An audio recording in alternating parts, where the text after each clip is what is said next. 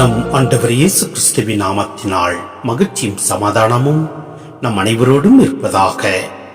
1 கொரிந்தியர் 1:26 முடிய. எனவே சகோதர சகோதரிகளே, நீங்கள் அழைக்கப்பட்ட நிலையை எண்ணி பாருங்கள்.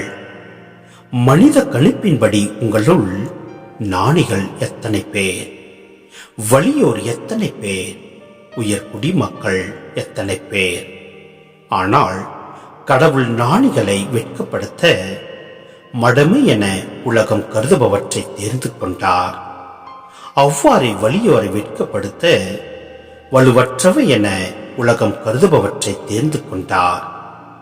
உலகம் ஒரு பொருட்டாக கருதுபவற்றை அழித்துவிட அது தாழ்ந்ததாக கருதுபவற்றையும் இகழ்ந்து தள்ளுபவற்றையும் கடவுள் தேர்ந்தெடுத்தார். எவரும் கடவுள் முன் பெருமை பாராட்டாதபடி அவர் இப்படி செய்தார். அவரால் தான் நீங்கள் கிறிஸ்துவுடன் இணைக்கப்பட்டிருக்கிறீர்கள். கிறிஸ்துவே கடவுளிடமிருந்து நமக்கு வரும் நாணம். அவரே நம்மை ஏற்படுவராக்கி தூயவராக்கி மீட்கின்றார். எனவே மறைநூலில் எழுதியுள்ளவாறு பெருமை பாராட்ட விரும்புகிறவர் ஆண்டவரை குறித்தே பெருமை பாராட்டட்டும்.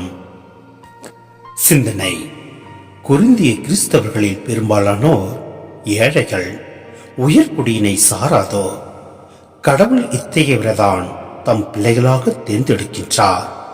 ஏனெனில் கடவுள் சிலுவையின் நாணத்தின்படி உலகோடு உறவு கொள்கின்றார்.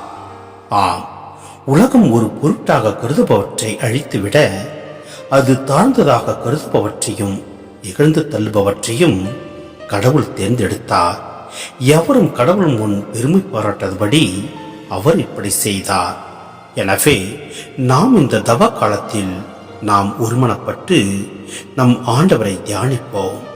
தவக்காலம் நம்மை ஒடுக்கும் காலம் அல்ல என்பதை நினைவு கொண்டு ஒடுக்கப்பட்டவர்களை நினைக்கும் காலம் என அறிந்து செயல்படுவோம்.